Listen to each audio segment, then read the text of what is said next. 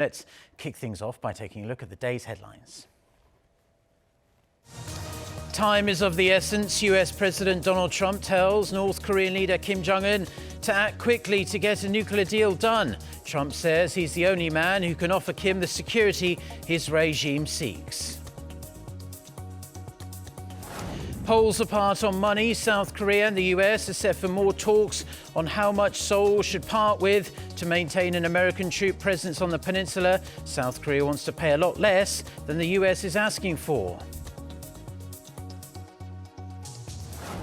Plus, the unrest in Hong Kong turns even uglier, with no end in sight. Riot police engage in violent clashes with protesters who have barricaded themselves in a university. Our top story this morning, US President Donald Trump is urging North Korean leader Kim Jong-un to act quickly and reach a deal with him on dismantling Pyongyang's nuclear weapons program. His latest comments come as Seoul and Washington announced the postponement of their upcoming combined military exercises. Lee Seung-jae reports. Amid the ongoing deadlock in denuclearization negotiations between Washington and Pyongyang, U.S. President Donald Trump took to Twitter on Sunday to call on the North's leader to act quickly and get a deal done. According to the tweet, Trump says he's the only one who can get Kim where he has to be, possibly referring to security guarantees for the regime. President Trump's comments came as Seoul and Washington announced the postponement of their upcoming combined military exercises earlier in the day. U.S. Defense Secretary Mark Esper called the decision an act of goodwill intended to promote diplomacy, and he called on Pyongyang to return to the negotiating table without precondition or hesitation. The North has long viewed the Allied exercises as a rehearsal for invasion, despite recent joint drills being scaled down and receiving assurances that they are purely defensive in nature. Despite hope that the recent decision to postpone the drills would bring North Korea back to talks, the North has instead denounced a recent UN human rights resolution against it, calling it a U.S. attempt to topple the regime. It vowed to never discuss its nuclear program unless Washington stops its, quote, hostile policy against the regime. Last Thursday, the UN Third Committee, which oversees humanitarian issues, adopted a resolution calling for accountability for gross human rights violations in the North. Pyongyang views any attempt to raise the issue of its human rights at the UN as an attempt at bringing down its regime. Lee Seung-jae, Arirang News. South Korea and the US will hold a fresh round of defense cost-sharing talks in Seoul on Monday afternoon. A senior advisor for security negotiations and agreements at the US State Department's Bureau of Political and Military Affairs, James DeHart, arrived in the South Korean capital on Sunday, just 9 days after he was last here. He will hold his third round of talks with his South Korean counterpart, Jong Eun-bo, on Monday and Tuesday. Their previous negotiations took place last month in Hawaii. Speaking to reporters upon his arrival, DeHart said much work is needed in order to achieve a fair and equal deal between the two sides as the US pushes South Korea to pay much more. However, DeHart stressed he's confident they can come to a good agreement with some hard work, adding he hopes his frequent visits show how important the US sees its alliance with South Korea. Now, 21 years ago to this day, a cruise ship departed South Korea, setting sail for the first cruise to North Korea's Mount Kumgang. It was a momentous occasion as it was the first people-to-people exchange between the two Koreas after more than 50 years of separation.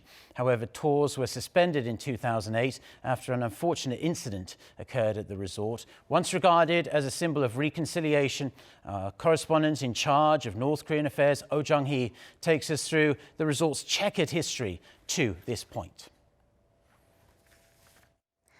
Located along the east coast of the Korean peninsula, Mount Kumgang is a celebrated mountain for the Korean nation, recognized for its long history and dazzling natural beauty. But because Korea was divided after the Korean War and the mountain was located north of the border, South Korean citizens couldn't visit. But in 1998, things changed. Chung Ju-young, the founder of South Korea's Hyundai Group, went to North Korea and signed an agreement with North Korea's Asia-Pacific Peace Committee to develop the Mount Kumgang area and run a tour program. Chung taking 500 heads of cattle north of the border is a well-known episode in modern Korean history. Later that year, on November 18th, South Korean tours to Mount Kumgang officially began. It marked a historic start with a cruise ship named Kumgang carrying over 800 South Koreans to the mountain via sea. In 2002, Mount Kumgang Resort became the venue for the reunions of South and North Korean families separated by the Korean War, and traveling to the site by land route was enabled in 2003. But in 2008, a South Korean tourist was shot dead by a North Korean soldier, prompting Seoul to immediately stop the tours. In 2010, North Korea froze South Korea's assets there and canceled Hyundai Group's exclusive business rights. Mount Kumgang tours were a symbol of inter-Korean cooperation. Before the tours were halted, 200 to 300,000 South Koreans visited the mountain annually, and the total number of South Korean visitors since 1998 reached almost 2 million.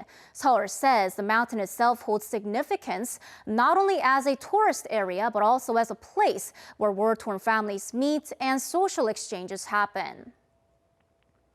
At their summit in Pyongyang in September last year, the leaders of the two Koreas agreed to normalize Mount Kumgang tours as conditions are met. And through his New Year's address this year, North Korean leader Kim Jong-un said he was willing to resume the tours without any precondition or price. But despite the strong will, restarting the inter-Korean tour project has not been easy in terms of sanctions. The tours themselves do not violate the sanctions, but the transfer of bulk cash to the regime, which is highly probable once tours resume, is strictly banned under UN resolutions.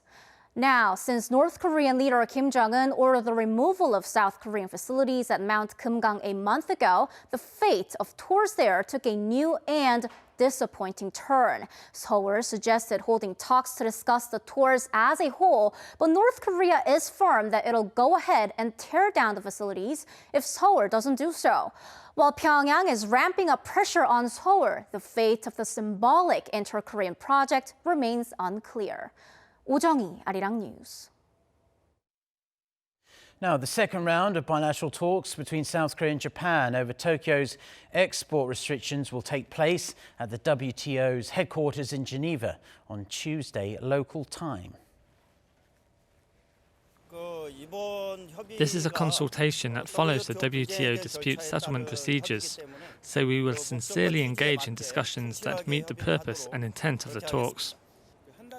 Speaking to reporters Monday before heading to Geneva, the Trade Ministry's Director General for Trade and Legal Affairs said the government will do its utmost to resolve Japan's export curbs. Seoul and Tokyo held their first round of talks last month at the WTO, but failed to reach a deal. In July, Japan imposed export curbs on 3 key materials to Seoul that are used to produce semiconductors and display panels.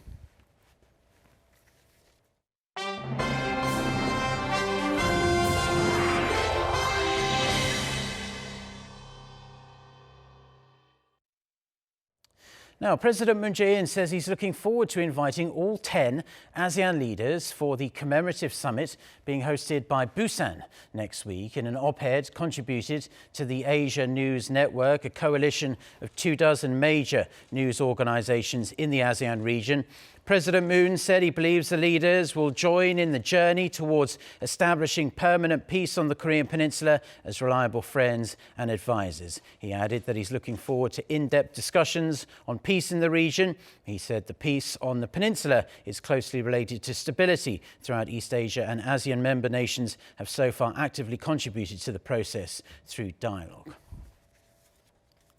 So, in exactly 1 week from now, South Korea will host those ASEAN leaders for a pair of special summits in Busan. President Moon hopes to strengthen Seoul's partnership with those countries and map out a blueprint for future cooperation through separate one-on-one meetings with all of the leaders. Our Shin Se-min reports.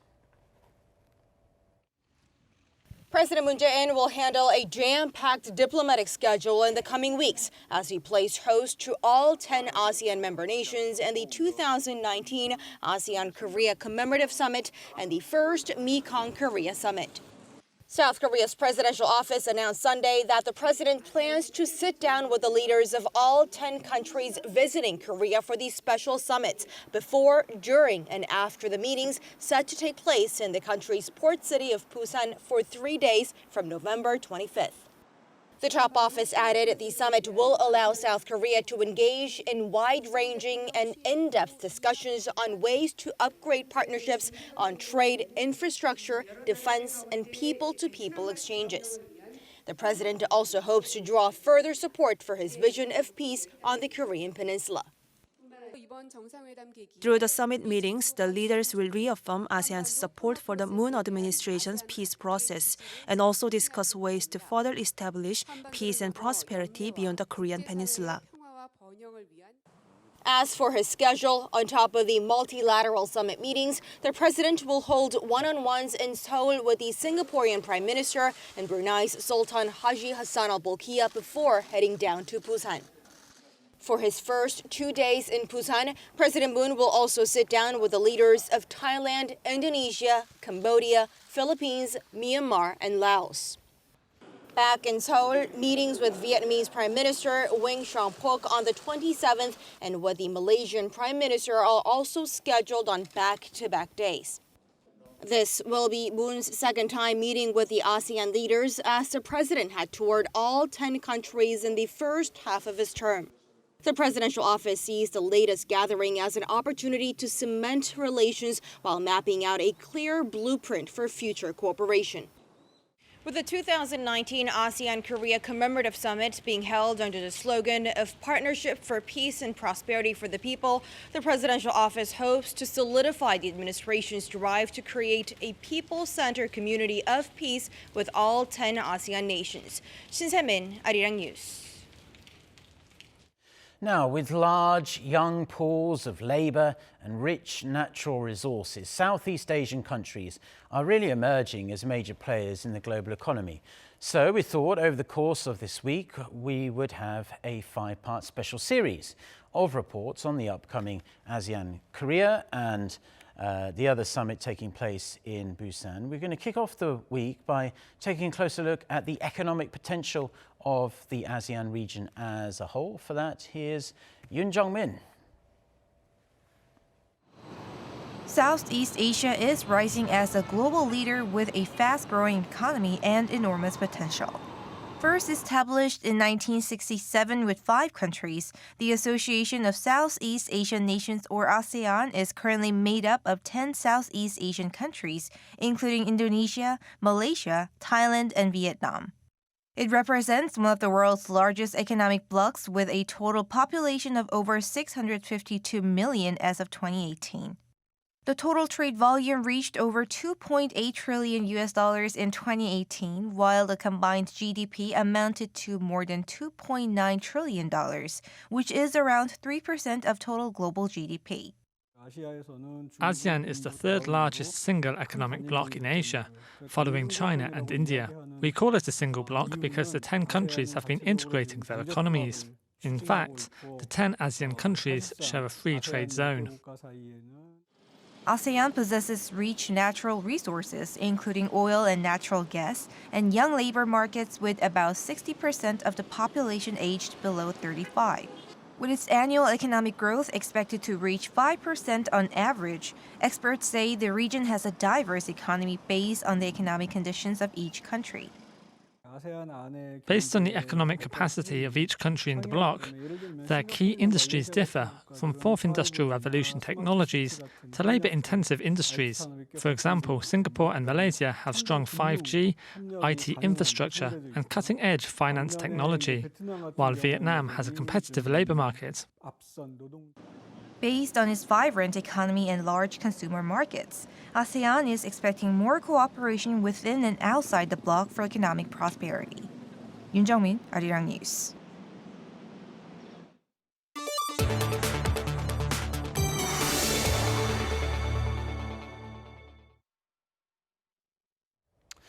So, only one place to start our world news today, and that's with the latest on the unrest in Hong Kong that seems to be just spiraling out of control at this point. The authorities there are in a tense standoff with pro-democracy protesters. They've barricaded themselves inside a university in the city. For more on this and other news from around the world, let's turn to our Kim Dami. So, Dami, tell us more about yet another, perhaps the most chaotic weekend we've seen yet in Hong Kong. Mark, Hong Kong is becoming more and more like a battlefield day by day, and that was especially the case over the weekend at Hong Kong Polytechnic University. The school is the last of 5 universities to be occupied by protesters, and riot police eventually stormed the campus overnight and dragged away some of the protesters. However, some still remain inside.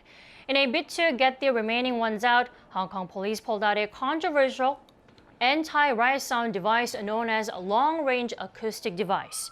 A low-frequency, noisy woo-woo sound sent warnings to protesters, but riot police rejected protesters' claim that it's a weapon that can cause harm. While police fired tear gas and water cannons, protesters set a police vehicle on fire and shot arrows from the barricaded university. One arrow became launched in one officer's leg. Meanwhile, Chinese soldiers stationed in Hong Kong have been spotted cleaning up Hong Kong streets. The presence of the mainland's People's Liberation Army has prompted concerns that Beijing may exert its force on Hong Kong sooner rather than later. In fact, according to China's Mingpao newspaper, senior Chinese officials, including Vice Premier Han Zheng, took a visit to Guangdong province, an area close to Hong Kong, and discussed the current crisis in Hong Kong. As tensions are only escalating in the city, all schools in Hong Kong will be closed on Monday. Iran is also being rocked by unrest. Hundreds of thousands of people are protesting the government's new fuel tax measures, leading to over 1,000 people being arrested already. The demonstrations followed Iranian President Hassan Rouhani's announcement on Monday that the price of a liter of regular gasoline will be increased by 50% to around 13 cents. He also said the monthly ration for each private car would be set at 60 liters. Iran claims the new measures are aimed at securing funds to help the country's poor. At least one person was killed during the clashes, and as of Saturday night, the government restricted internet use in a bid to stop the protests spreading. Iran has been suffering due to tough sanctions imposed by the U.S. after Washington pulled out of the 2015 nuclear deal last year. Public transportation that's as fast as an airplane and as comfortable as a train will become reality sooner than we expected. That will be Hyperloop with a top speed of over 1,200 kilometers per hour. According to Virgin Hyperloop One, a proposed Hyperloop track between Dubai and Abu Dhabi would take around 12 minutes, whereas a regular car ride normally takes over an hour. According to local news outlet YTN, Hyperloop could run from Seoul to Busan within just 20 minutes. No air resistance or friction makes Hyperloop much faster than high-speed railroads. Tesla co-founder Elon Musk first proposed the idea in 2013, and the first Hyperloop will be built in Dubai by 2021.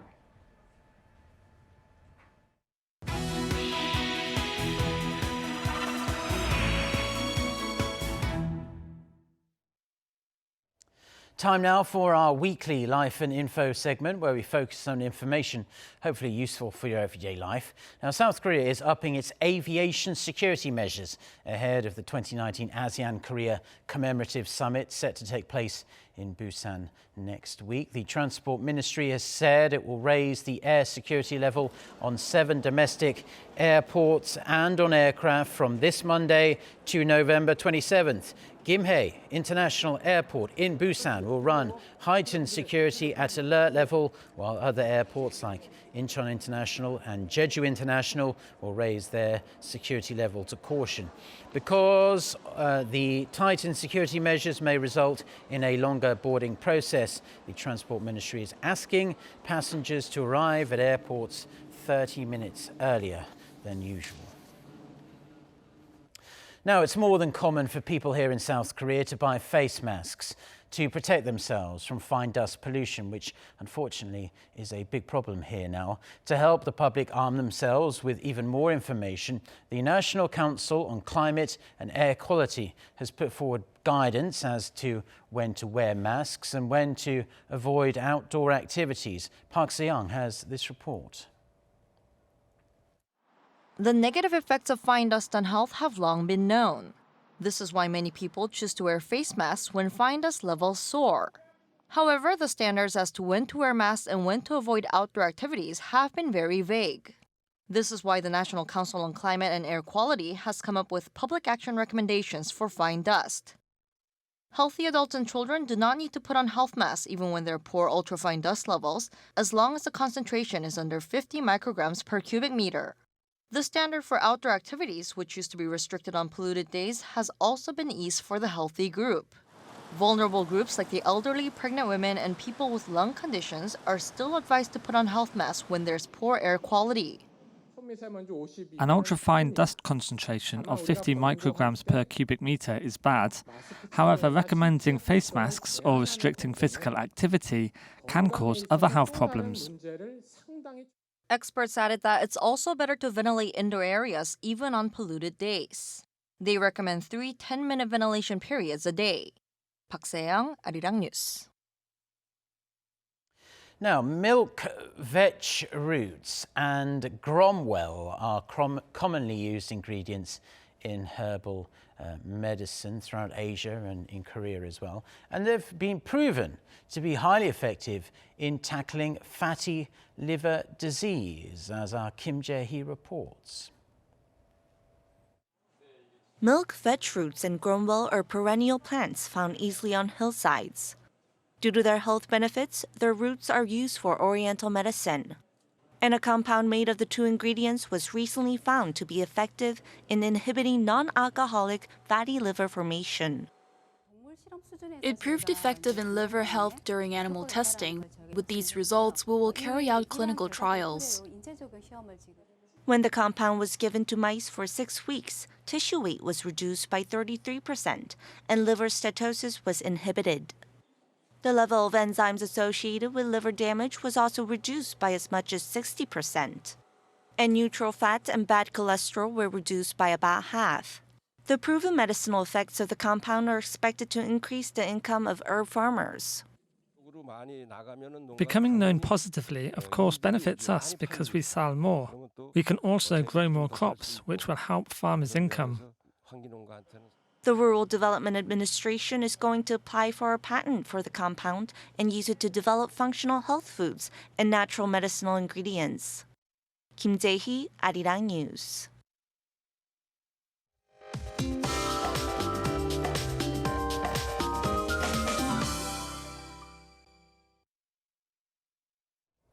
Good morning. Most regions saw some pretty heavy rain yesterday, and certain parts of the country will see lingering showers through lunchtime today. And by tonight, though, snow is in the forecast for the southern parts of Gyeonggi-do and Chungcheong-do provinces, with up to 3 centimeters of snowfall expected. So there could be some snowy roads tomorrow morning in those areas. In fact, most regions will need to brace for icy cold conditions starting this afternoon. It's shaping up to get colder as the day goes on, and the evening commute will be far colder than this morning. And today's chilly air will stay in place, so we will wake up to freezing morning lows of -3 degrees Celsius here in the capital. And it's very likely that a cold wave advisory will be issued in central parts of the country. The cold snap is forecast to end on Thursday afternoon. And for today, the lows and highs won't see as big of a difference, and we will have a lot of cloud coverage hanging over us all day long. That's Korea for you, and here's the international weather for viewers around the world.